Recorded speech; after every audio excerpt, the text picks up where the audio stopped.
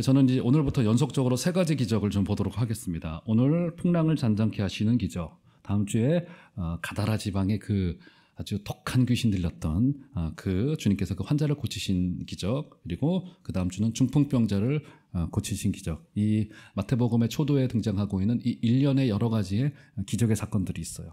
근데 제가 정리를 한번 해야 된다고 말씀드렸죠. 우리 지난주 사실상 헤어질 결심을 했던 안타까웠던 제자 후손인 2명을 봤어요. 그 사람은 끝내 주님을 따른다 말하지 않았기 때문에 사실상 주님의 제자가 되는 데서 탈락되었을 겁니다. 근데 그 전에 3번의 기적이 등장을 했었어요. 그리고는 주님께서 이 2명의 제자들에게 제자도를 가르치시면서 너는 나를 따르라고 말씀하셨습니다. 그러니까 이 마태복음의 구조는 기적, 이 8장 9장의 구조가 주로 그렇습니다. 기적을 3-4가지를 보여주시고 그런 다음에 제자들에게 나를 따라오라고 말씀하십니다. 오늘 본문이 바로 그 대표적인 본문 중에 하나예요. 또 주님께서는 제자도를 가르치시고 또 한 3-4개의 기적을 보이시고는 그 다음에 한번 볼까요? 9장 9절을 보시면 3개의 기적이 끝난 뒤에 9장 9절 한번 보실까요? 여기 또 제자 한 명을 부르시는 사건이 등장합니다. 예수께서 그곳을 떠나 지나가시다가 마테라 하는 사람이 세관에 앉아있는 것을 보시고 이르시되, 주님께서 뭐라고 말씀하십니까? 나를 따르라, 나를 따르라 하시니 그가 일어나 주님을 따르게 됩니다. 이 복음서의 저자였던 마태가 주님께 어떻게 부름을 받았는가를 기록해주는 그 정보임과 동시에 기적의 일련의 기적 이후에 우리 주님께서는 나를 따라오라라는 이 제자도를 늘 가르치시고 있습니다. 그래서 마태복음을 보는 여러 가지의 시선과 관점이 있을 수 있는데 이 마태복음은 결국 이 제자도의 관점에서도 봐야 된다는 여러의 의견들 중에 하나가 있고 상당한 설득력이 있는 마태복음을 보는 관점이라고 볼 수 있어요. 그러니까 우리가 이 기적의 사건을 볼 때 그 기적 하나하나에도 의미가 있어요. 오늘도 저도 이제 이 풍랑을 잔잔케 하시는 이 기적의 사건 속에 담겨져 있는 그 의미들을 볼 거예요. 주님께서 막 중풍병자를 일으키신단 말이에요. 주님은 우리를 고치시는 분이시구나 라고 하는 신앙 고백도 나쁘지는 않지만 이 일련의 여러 가지의 기적들을 보여주신 주님의 그 속마음, 주님의 그 속뜻이 무엇인지까지도 우리가 알게 된다라고 한다면 더 훨씬 더 풍성한 성경의 그림을 우리가 볼 수 있겠다, 이런 생각을 하게 됩니다. 그래서 레위 마태를 부르시는 장면이 9장 9절에서 13절까지 등장하고 또 3-4개의 기적이 또 등장합니다. 또 등장해요. 9장 마지막까지 또 등장해요. 계속 기적을 주님께서 보여주시고는 그 다음에 우리 한 군데 볼까요? 9장 35절 보시겠어요? 9장 35절 보시면 예수께서 모든 도시와 마을에 두루 다니사 그들의 회당에서 가르치시며 천국 복음을 전파하시며 모든 병과 모든 약한 것을 고치시니라.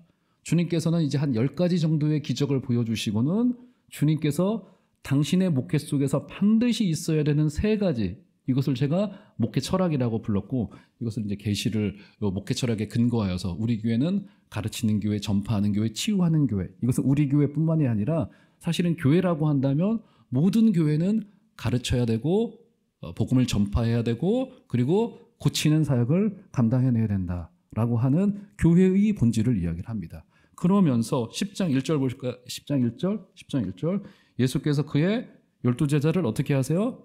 또 부르세요. 나를 따르라라고 주님께서 그들을 소명하신단 말이에요.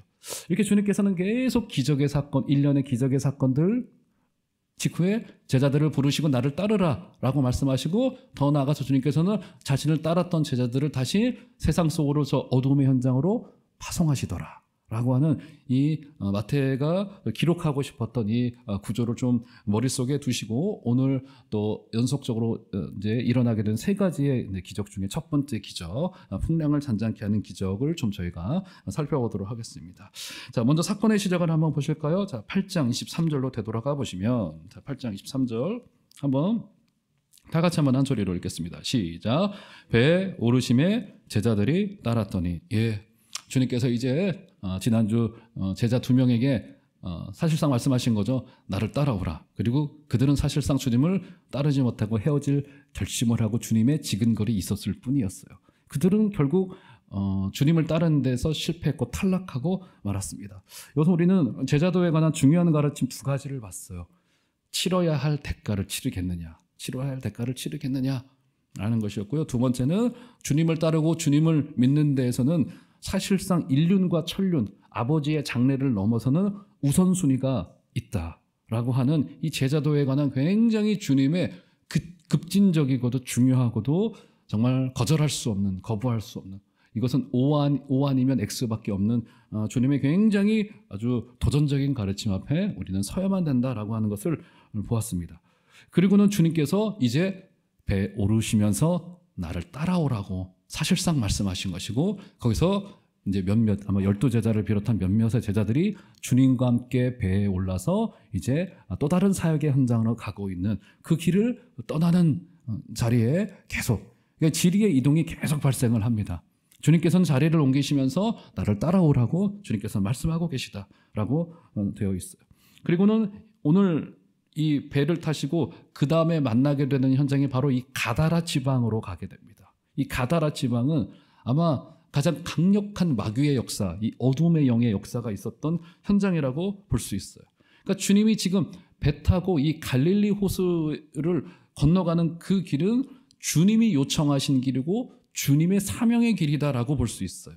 이 사명의 길을 가기 위하여서 주님께서는 제자들과 함께 배를 타고 그 갈릴리 바다를 건너가고 계신 거예요. 사명의 길, 주님이 부르신 길이에요. 자, 그런데 주님과 함께 가는 그 주님의 그 사명의 길에서 어떤 일이 벌어지나를 봅시다. 24절 보시면 24절 바다에 큰 놀이 일어나 배가 물결에 덮이게 되었을 때 예수께서는 주무시게 되는지라. 이 바다는 이제 갈릴리 호수, 갈릴리 바다. 사실상은 이제 호수입니다. 워낙 크기 때문에 갈릴리 바다라고도 부르는 거예요. 지금 어마어마한 바람에 의하여서 파도가 일었던 것 같아요. 그죠? 여러분, 분명히 이 길은 주님이 먼저 부르신 길이고 주님이 먼저 가시자고 하신 길이고, 그리고 이 바닷길 끝에 가다라 지방의 한 영혼을 구원하러 가시는 길이었기 때문에 사명의 길이라고도 부를 수 있을 것 같아요. 그런데 사명의 길을 가는데도 불구하고 여기에 풍랑이 일고 죽음의 위협이 찾아오고 고난이 찾아오고 주님과 제자의 공동체도 사실상 고난을 피해갈 도리가 없습니다. 큰 파도가 일어서 거의 죽기까지 그들의 목숨이 코너에 몰릴 정도로 사명의 길이었음에도 불구하고 여기에 고난이 찾아오는 것은 너무나도 당연한 길이었었습니다. 여러분, 당시에 이 갈릴리 호수는요, 주변에 이 가파른이 협곡으로 되어져 있기 때문에 이 바람이 한번 일게 되면은 이게 이 호수지만 이 파도가 어마어마하게 일고 있고요. 그래서 지금도 현재도 이 갈릴리 호수가 마찬가지여서 거기서 뱃일을 하는 사람들이 꽤 많은데, 지금도 세심하게 그 시기와 그 내용을 따져서 이때는 뱃일을 나가야 되고 이때는 뱃일을 나갈 수 없다는 것을 딱 정해놓고 한다고 합니다. 특별히 저녁 시간 이후에 부는 바람은 매우 강렬해서 엄청난 힘으로 수면을 치기 때문에 이 높은 파도를 일으킨다고 알려져 있어요. 아마 제자들이 탄 배에 몰아쳤던 폭풍이 이 갈릴리 호수에서 가끔 일어났던 이 어마어마하게 정말 이 호수를 일렁이게 만들었던 이 바람에 의하여서 일어났던 파도라고도 볼 수 있을 것 같습니다. 저는 사실은 그런 경험이, 저는 배 타는 게 좀 물 자체가 좀 저한테는 안 맞는 것 같아요. 되게 무섭고, 이게 저는 수영도 잘 못하고요. 그냥 전 물에 빠지면 완전 맥주병 그냥 쏙 들어가서 별로 이렇게 배를 타본 경험도 별로 없는데, 이번에 이제 넷플릭스 드라마 폭삭소가수다의 관식이가 그 어부시잖아요. 그 한 몇 화였는지 기억 안 나는데 그 딸을 데리고 배를 한번 탔는데, 그 딸이 금명이가 아빠는 이 뱃일이 안 무섭냐고, 바다가 안 무섭냐고 하니까 그 어부조차도 바다가 왜 안 무섭냐고, 그 어떤 것보다도 그 깜깜한 바다가 무섭다고 하는 말이 상당히 좀 공감이 됐습니다. 어부에게도 이 바다와 바다의 파도는 굉장히 무서운 존재라는 것을 알 수 있단 말이에요. 그 자연의 압도적인 힘 앞에 인간은 굉장히 무력해지고요, 두려워할 수밖에 없는 것이 이 바다의 파도라고 볼 수 있을 것 같아요. 그런데 지금 이 길을 누가 가자고 한 겁니까, 여러분? 우리 주님께서 먼저 가자고 하신 길이에요. 게다가 이 길은 주님의 사명의 길인 것이 너무 분명합니다. 그죠? 주님께서 먼저 제안하신 길이요, 사명의 현장으로 가고 있던 와중에, 그래서 제자들과 우리 주님은 여기 고난의 파도를 만나게 되는 거예요. 여러분, 하나님의 일을 감당한다고 해서요, 또 하나님의 길을 간다고 해서 고난과 역경이 비켜가지는 않습니다. 오히려 이 경랑은 사실상 하나님의 사람으로 순전하게 자라가는데, 특별히 사역자들에게 주님을 더 깊이 사랑하는데 이 경랑과 고난과 파도는 때로는 우리에게 필수 코스와도 같아요. 제가 매주일 주일 아침마다 침대에서 자리를 일어나고서 제일 먼저 하는 게 뭐냐면 늘 찬양을 이렇게 제상을 해놓고 스스로의 잠을 깨웁니다.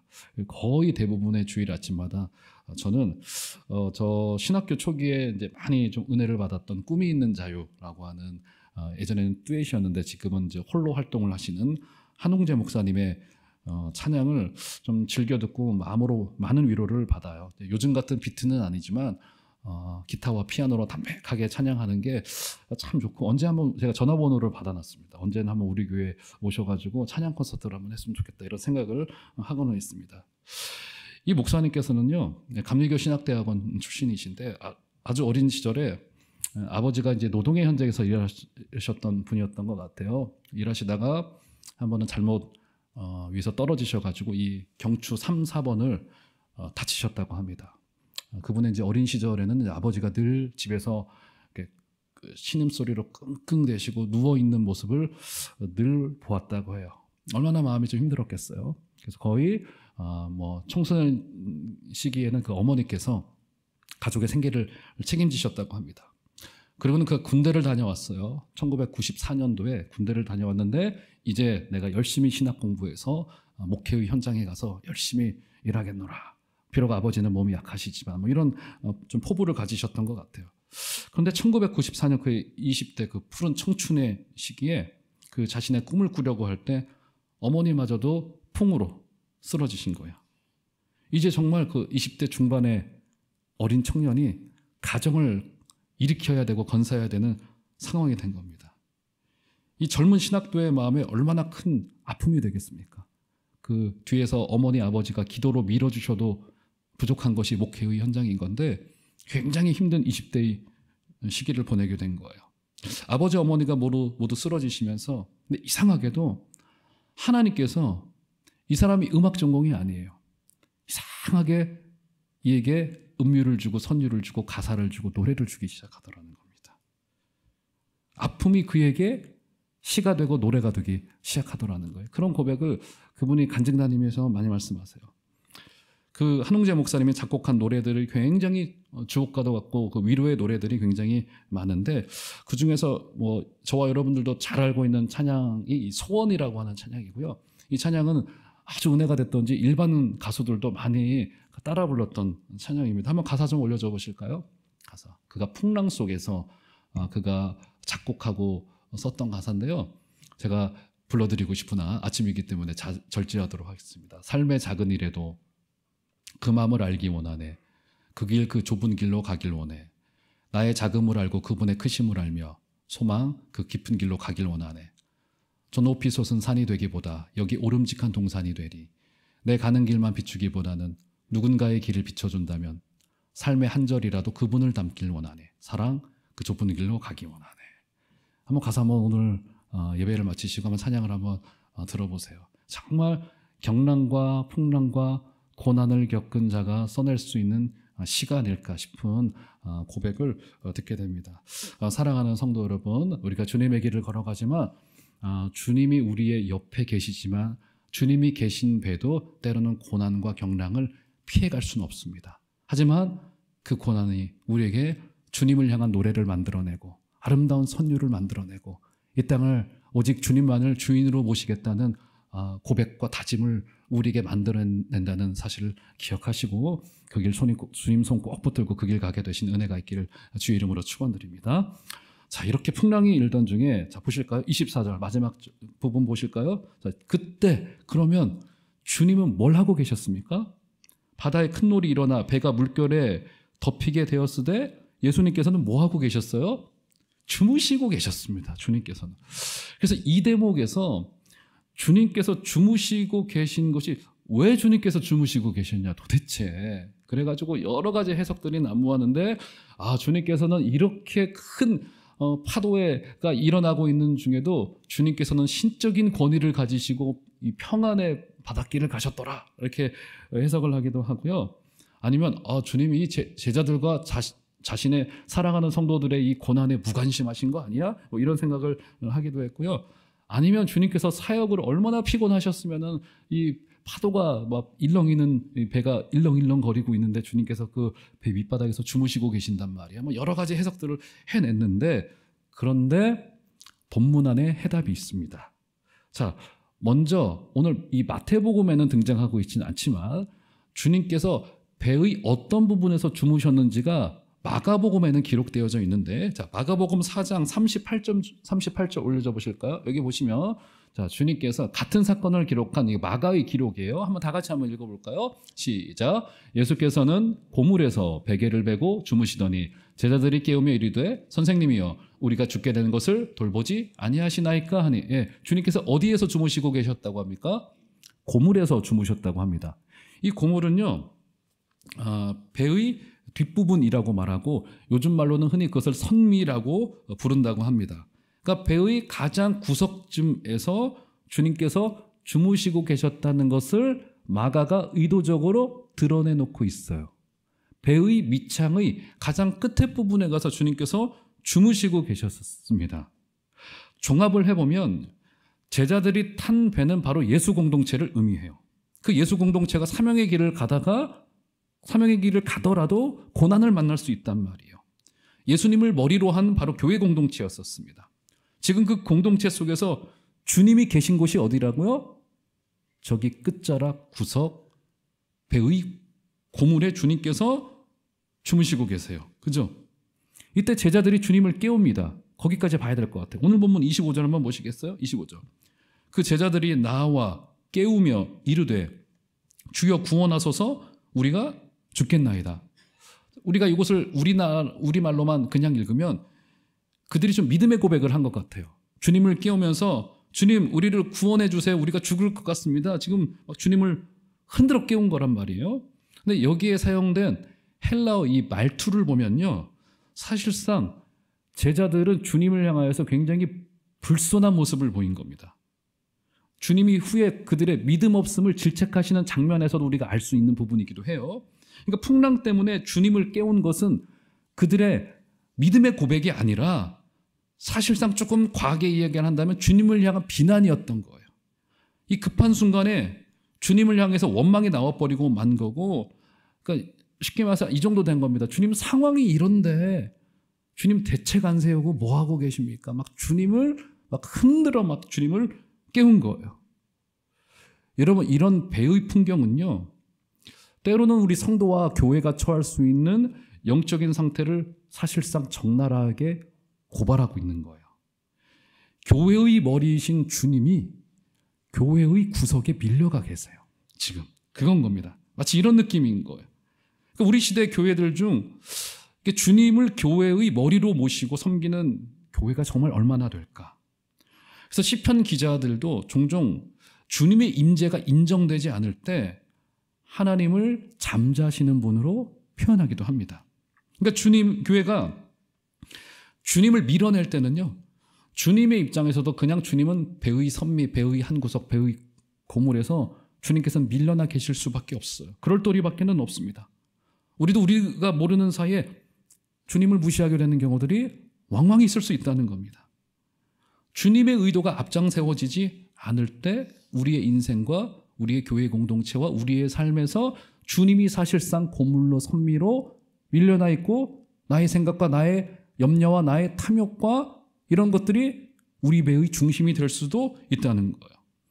그래서 시편 46편 10편의 10절에 보면 어떤 기록이 있냐면, 올려줘 보시겠어요? 시편 46편 10절에 보면 너희는 가만히 있어 내가 하나님됨을 알지어다. 너희는 가만히 있어 내가 하나님됨을 알지어다 라고 하는 시편의 기자의 이 고백에 등장하는 거예요. 여러분, 우리가 하기가 가장 어려운 것 중에 하나가 뭐냐면 열심을 내는 일이 어려운 게 아닙니다. 정말로 힘든 일은요, 가만히 있는 일이 제일 힘들어요. 이 시편 기자의 고백이잖아요. 저의 고백이 아닙니다. 가만히 있는 일이 정말 힘들어요. 뭔가를 하고 어디론가 가고 어떤 말이든 해야지만이 하나님의 일을 이룰 수 있을 거라 생각하지만 사실상은 우리에게 가장 힘든 일은 하나님이 일하실 것을 기대하고 그분이 역사하실 것을 기대하고 너희는 가만히 있어 내가 일할 거야 라고 하는 주님의 그 위대한 주님의 그 세상을 향한 교회를 향한 도전 앞에 우리의 믿음의 멈춰섬이 진짜로 어려울 수 있다는 거야. 지금 게다가 오늘 본문을 되돌아가 보시면 한번 본문 보시겠어요? 25절 다시 보시면 그 제자들이 나와 주님을 어떻게 합니까? 주님을 흔들어 깨웠던 것 같아요. 그런데 성경 기자가 굉장히 재미있는 기록을 해두었는데 여기서 깨우다라고 하는 이 말은요, 헬라 말로 주님을 부활시키다라고 하는 뜻이에요. 에게이로 주님을, 그러니까 제자들이 우리가 주님을 부활시킬 거야. 주님이 잠자시고 있는 것 같아. 막 주님을 흔들어서 주님을 부활시켜요. 막 지금 역할이 완전히 바뀌어버리고 막. 이 성경의 이 언어의 기록이 굉장히, 그러니까 지금 이 언어의 기록 속에서 이 당시의 영적인 현실과 제자들의 그 영적인 상태를 고발하고 있는 거예요. 누가 누구를 부활시키는 겁니까? 하나님이 우리를 부활시키는 거고요. 하나님이 성부 하나님께서 무덤 속에 있었던 성자 예수님을 부활시킨 거고요. 예수께서 죽음의 문을 열고 부활하여서 일어나시는 것이지 교회가 주님을 부활시키는 것이 아니잖아요. 그럴 정도로 지금 완전히 역할이 도치되어져서 바뀌어지고 있는, 사실상 이런 영적인 상태에 있었다는 사실을 지금 이 성경은 이 언어로 우리에게 고발해 놓고 있는 거라고요.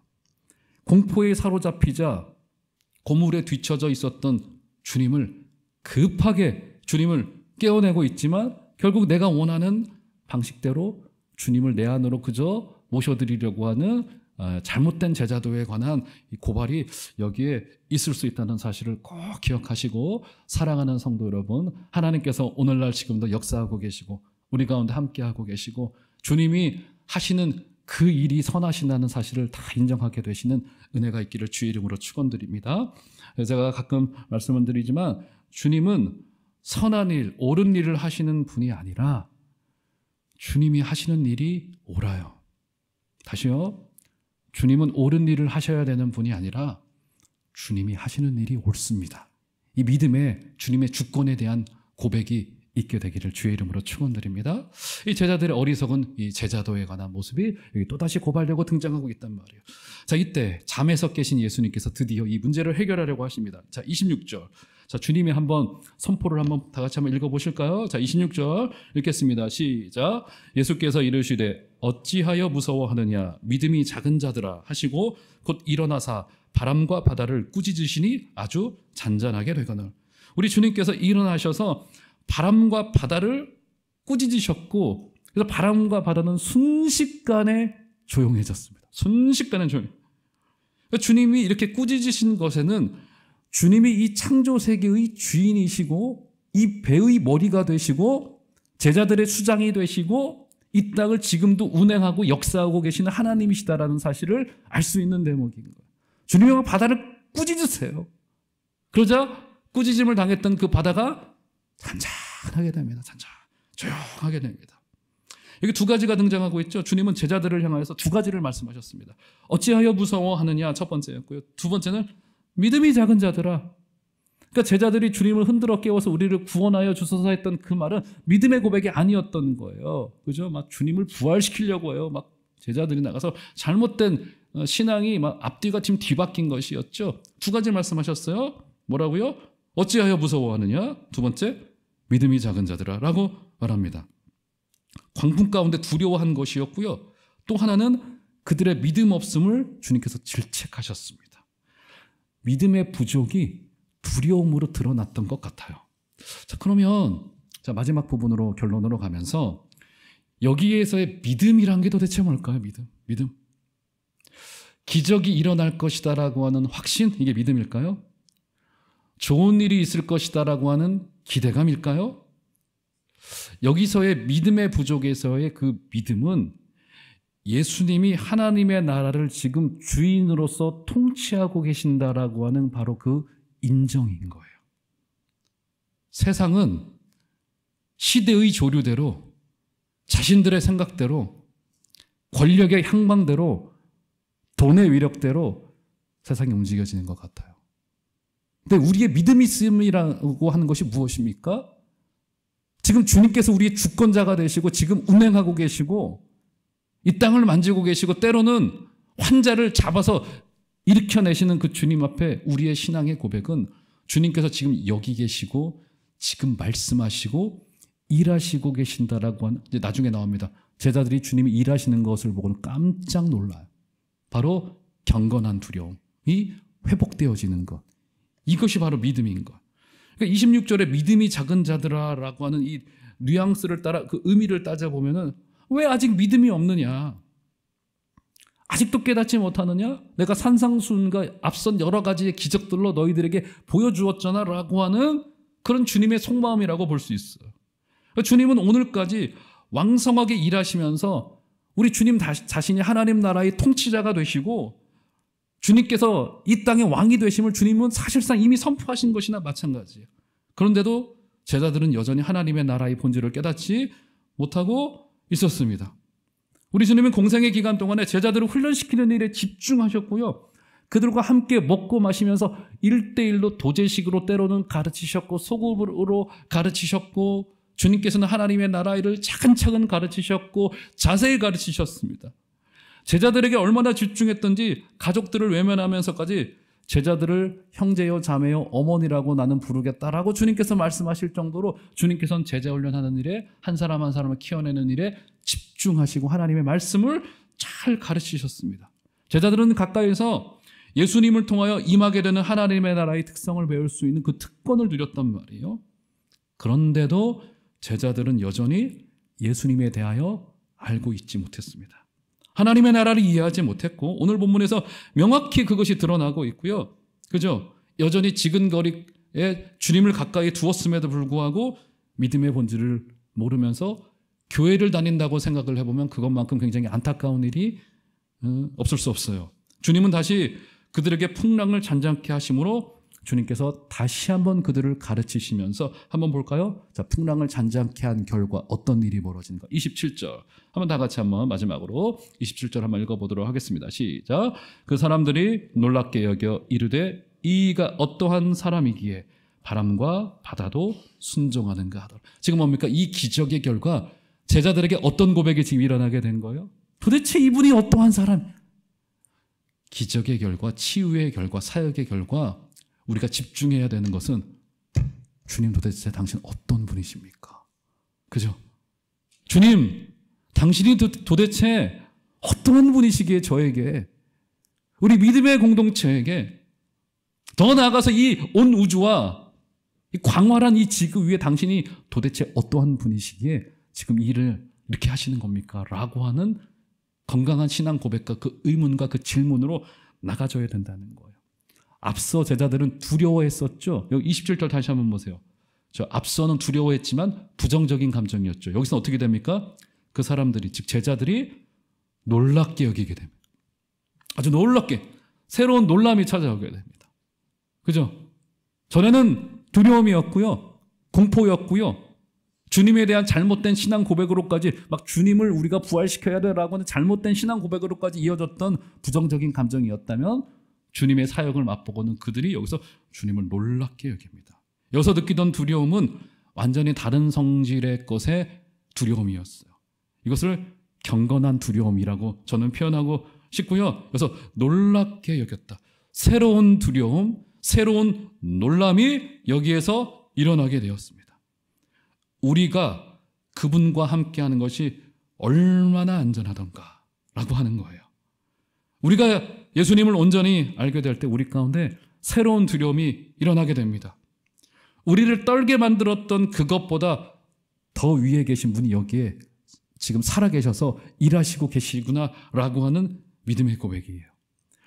우리가 진정으로 두려워해야 될 그분을 모시게 될 때 이전 우리를 두렵게 했던 것들은 더 이상 우리에게 두려움이 되지 않습니다. 그죠? 사랑하는 종합제일교회 여러분, 저와 여러분의 삶 속에 또 우리 종합제일교회 이 경건한 놀람, 경건한 두려움이 회복되어지시는 은혜가 있기를 주의 이름으로 축원드립니다. 주님 심지어 지금 현재 이 자리에 계시고요.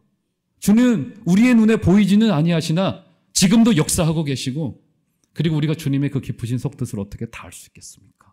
말씀을 통하여 계시된 대로 주님은 지금도 운행하고 계시고 말씀하고 계십니다. 우리가 주님을 잡아 흔들어 깨울 필요 없고요. 주님은 스스로 죽음의 권세를, 죽음의 저 돌문을 밀어버리시는 분이시고요. 주님이 우리를 부활시킬 것이라는 사실을 꼭 기억하시고 말씀 앞에 서주시기를 부탁을 드리겠고, 이번 한 주간을 살아내는 동안에도 진리의 말씀을 열어서 묵상의 깊은 세계로 들어가 주시고, 그 가운데 거기서 지금도 역사하고 계시는 하나님 앞에 저와 여러분의 인생을 다 드리겠다 고백하게 되어 주시는 복되고 놀라운 기적이 다 있게 되기를 주의 이름으로 축원드립니다.